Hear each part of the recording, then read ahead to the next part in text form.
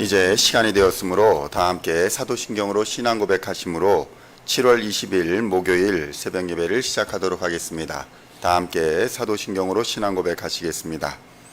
전능하사 천지를 만드신 하나님 아버지를 내가 믿사오며 그 외아들 우리 주 예수 그리스도를 믿사오니 이는 성령으로 잉태하사 동정녀 마리아에게 나시고 본디오 빌라도에게 고난을 받으사 십자가에 못 박혀 죽으시고 장사한 지 사흘 만에 죽은 자 가운데서 다시 살아나시며 하늘에 오르사 전능하신 하나님 우편에 앉아 계시다가 저리로서 산 자와 죽은 자를 심판하러 오시리라.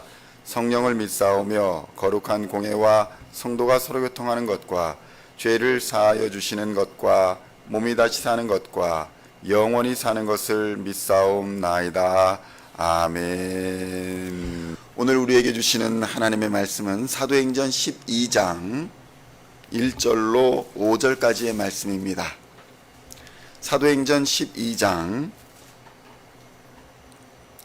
1절로 5절까지의 말씀 찾으셨으면 함께 한 목소리로 봉독하도록 하겠습니다. 그때에 헤롯 왕이 손을 들어 교회 중에서 몇 사람을 해하려 하여 요한의 형제 야고보를 칼로 죽이니 유대인들이 이 일을 기뻐하는 것을 보고 베드로도 잡으려 할세 때는 무교절 기간이라 잡음에 옥에 가두어 군인 내식인 네 패에게 맡겨 지키고 유월절 후에 백성 앞에 끌어내고자 하더라. 이에 베드로는 옥에 갇혔고 교회는 그를 위하여 간절히 하나님께 기도하더라. 아멘. 할렐루야. 오늘은 사도행전 12장 1절로 5절까지의 말씀을 본문으로 세상을 두려워하지 말라라는 제목으로 은혜의 말씀을 함께 나누고자 합니다. 성도 여러분, 하나님의 일은 하나님이 주시는 능력과 은혜로 감당해야 할 수가 있는 것입니다. 그런데 많은 사람들이 일이 좀 잘 되어간다라고 생각을 하면 그때부터 자기 공로를 드러내거나 서로 자기 자랑을 하다가 분열되고 또 일이 망가지는 모습을 보게 됩니다. 성도 여러분, 하나님의 일은 하나님만 자랑해야 될 줄로 믿습니다.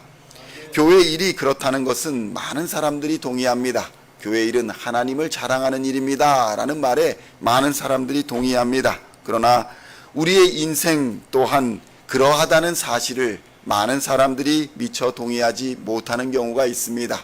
그러니까 하나님의 일, 교회의 일은 하나님을 자랑해야 하지만 사람의 일, 나의 일은 하나님을 자랑할 것이 없다라고 생각한다는 것입니다. 잘 되면 내 탓, 잘못되면 하나님의 탓인 경우가 매우 많은 것입니다. 사업이든 학업이든 무엇이든 세상에서 하는 일들을 자신의 힘으로 하려고 밀어붙이면 잘 되면 자기 탓이고 잘 못되면 하나님 탓을 한다는 것입니다. 결국 안 되면 그때 가서 하나님 탓을 한다는 것입니다. 모든 것을 하나님께 맡겨야 한다고 늘상 설교나 말씀을 통해 들으면서도 그것을 귓등으로 흘려버리고 듣지 않는 것이 인생입니다. 귀로는 분명히 들었지만 실천하지 않는 것이 인생인 것입니다. 성도 여러분, 그런데 이러한 신앙은 죽은 믿음이라고 성경은 경고합니다.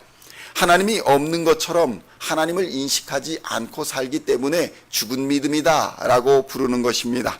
성도 여러분, 살아있는 신앙은 자신의 인생이 하나님의 손에 달려 있음을 또 하나님의 계획 속에 있음을 인식하고 믿고 자신의 모든 것을 하나님 앞에 올려드리는 삶을 의미한다는 것을 믿으시기를 우리 주님의 이름으로 축원드립니다. 오늘 본문에도 초대교회 성도들이 맞이해야 했던 인생의 위기 상황을 잘 보여주고 있습니다. 교회 안에서 성령의 역사가 일어났습니다. 성도 간의 사랑의 교제가 일어났습니다. 은혜의 역사로 날로 하나님을 경험하고 있는 상황이었습니다. 그런데 교회 밖에서는 어떠한 일이 벌어지고 있습니까? 교회 밖 세상은 전혀 분위기가 달랐습니다. 세상에 권력 있는 자 헤롯이 손을 들어서 교회를 핍박하고 있었기 때문입니다. 사도행전 12장 1절로 3절의 말씀 함께 봉독하겠습니다. 그때에 헤롯 왕이 손을 들어 교회 중에서 몇 사람을 해하려 하여 요한의 형제 야고보를 칼로 죽이니 유대인들이 이 일을 기뻐하는 것을 보고 베드로도 잡으려 할세 때는 무교절 기간이라. 아멘. 성도 여러분, 교회 안에서는 부흥이 일어나고 있었는데 교회 밖에서는 핍박이 시작되고 있었던 것입니다.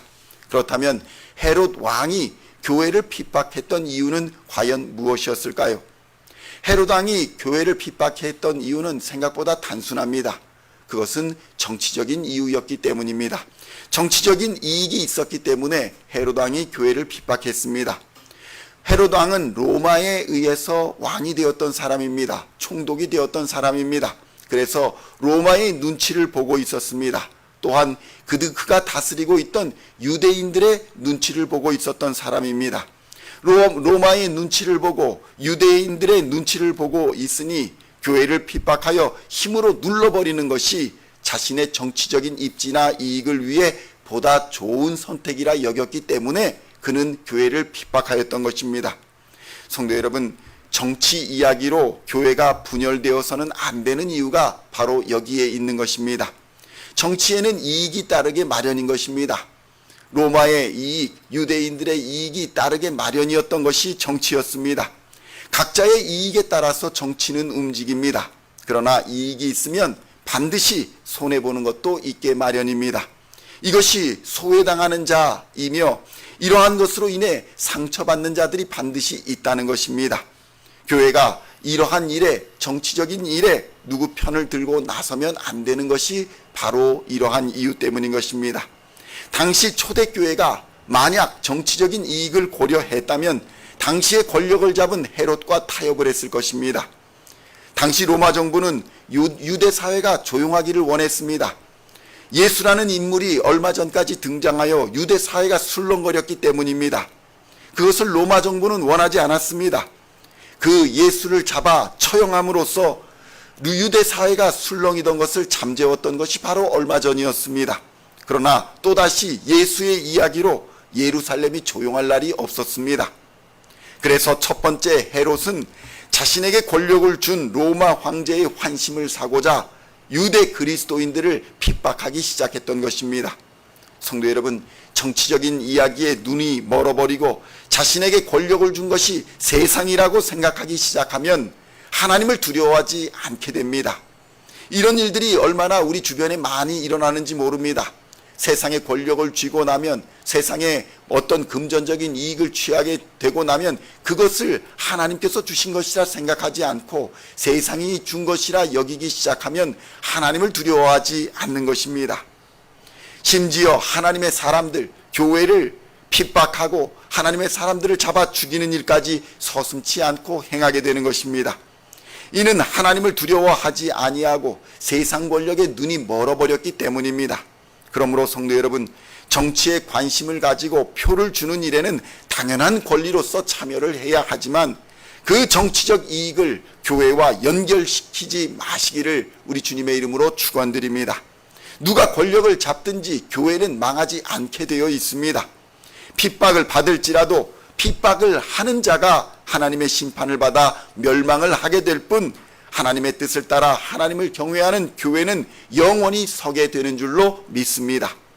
둘째, 헤롯은 자신이 다스리는 유대인들의 반응을 보고 더욱 교회를 더 핍박했다는 것입니다. 성도 여러분, 세상의 권력은 얼마든지 여론의 이름으로, 여론이라는 이름으로, 다수의 이름으로 교회를 핍박할 수 있다는 사실을 잊지 말아야 할 것입니다. 교회의 일은 다수의 힘으로 하는 것이 아니라 하나님의 뜻과 하나님의 능력을 따라서 하는 것입니다. 교회가 정치 권력에 붙어 있다가 망한 사례는 너무나도 많습니다. 교회는 하나님의 정의와 예수 그리스도의 십자가 복음을 선포하는 곳이지 사람들의 여론을 따라 움직이는 곳이 아니라는 사실을 믿으시기를 우리 주님의 이름으로 축원드립니다. 사람의 여론을 따라 움직이면 이미 교회는 정치 이익 집단으로 전락해버리게 되는 것입니다. 하나님의 생명의 복음이 아니라 그저 세상의 이익과 작은 복지를 제공하는 싸구려 복음으로 전락해버린다는 것입니다. 이러한 상황에서, 타협을 요구하는 상황에서, 세상의 여론이 좋지 않은 상황에서 교회는 굴복하지 않았습니다. 지도자들이 잡혀 처형을 당하고 감옥에 갇히는 상황 속에서도 교회가 굴복하지 않을 수 있었던 이유는 그들 교회의 주인이 사람이 아니라 하나님이었기 때문입니다.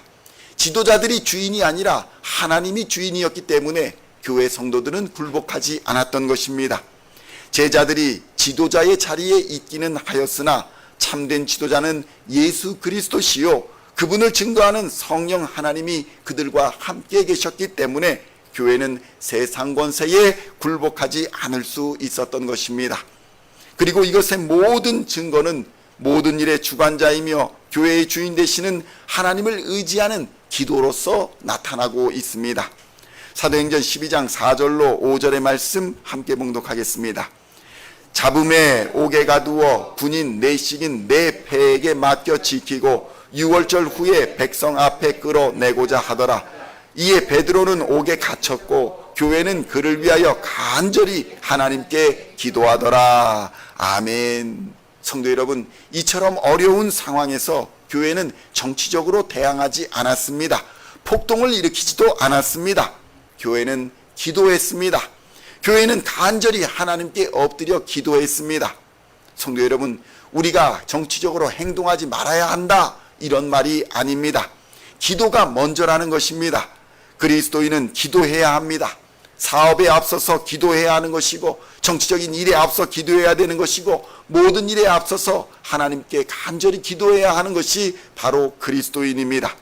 세상을 대표하는 헤롯의 권력의 눈치를 보고, 세상을 대표하는 유대인들의 여론의 눈치를 보고 하나님의 사람들을 핍박하며 하나님의 대적자의 자리에 섰던 헤롯은 결국 잠시 세상의 권력을 잡은 것처럼 보였으나 결국 비참한 최후를 맞이하게 되고 마는 것입니다. 성도 여러분, 그러나 오직 핍박을 당하고도 하나님을 의지하고 하나님만을 바라보고 기도하였던 그리스도인들은 잠시 고난을 당하고 어려움을 당할지라도 최후 승리를 얻게 되는 줄로 믿습니다. 하나님이 주시는 최후 승리의 면류관을 얻게 되었는 줄로 믿습니다. 그러므로 성도 여러분, 오늘 하루도 세상 권력과 세상에 무릎 꿇지 마시고 오직 하나님께 엎드려 무릎 꿇어 기도하시며 하나님만을 두려워하시고 경외하며 의지하는 절대적인 믿음으로 십자가를 단단히 붙들고 승리하는 하루가 되시기를 우리 주 예수님의 이름으로 간절히 축원드립니다. 기도하시겠습니다. 하나님 아버지, 감사합니다. 세상 사람들은 권력을 두려워하고 세상 사람들은 여론을 두려워하지만 우리 그리스도인들은 하나님을 두려워하는 자들임을 깨닫게 하여 주시옵소서. 예수 그리스도의 십자가를 의지하는 자들이 그리스도인이며 예수 그리스도께서 우리에게 허락하신 권능과 능력으로 세상을 넉넉히 이겨가는 사람들이 그리스도인임을 하나님 깨닫게 하여 주시옵소서. 세상은 세상 권력을 바라보고 여론을 바라보고 하나님 움직이지만 그리스도인은 하나님의 뜻을 따라 기도하며 움직인다는 사실을 이 시간 깨닫고 믿음으로 살아 승리하는 하나님의 사람들 되게 하여 주시옵소서. 살아계신 하나님을 경험하는 역사를 허락하여 주시옵소서. 환난의 때에, 어려움의 때에, 핍박의 때에 역사하시는 하나님 경험하게 하여 주시고 그 하나님의 능력으로서 그리스도의 복음을 전하며 세상을 넉넉히 이기는 하나님의 사람 되게 하여 주시옵소서. 어두워지는 세상에 빛으로 살게 하여 주시고 썩어가는 세상에 소금으로 살아가는 하나님의 사람들 다 되게 하여 주시옵소서. 그 삶을 살라고 하나님께서 성령으로 충만케 하여 주시고 권세와 능력을 부어주심을 깨닫게 하여 주시옵소서. 그 힘과 능력으로서 세상을 넉넉히 이겨가게 하여 주시고 하나님 아버지, 죽어가는 세상 사람들을 구원하는 방주로서의 역할을 잘 감당할 수 있도록 주님 역사하여 주시옵소서. 이 일을 능히 감당할 수 있도록 하늘의 문을 여시고 물질적으로나 무엇으로나 부족함이 없도록 하나님 채워주시사 세상을 넉넉히 이기는 하나님의 사람 다 되게 하여 주시옵소서. 감사를 드리옵고 우리를 구원하신 우리 구주 예수 그리스도의 이름으로 간절히 기도하옵나이다. 아멘.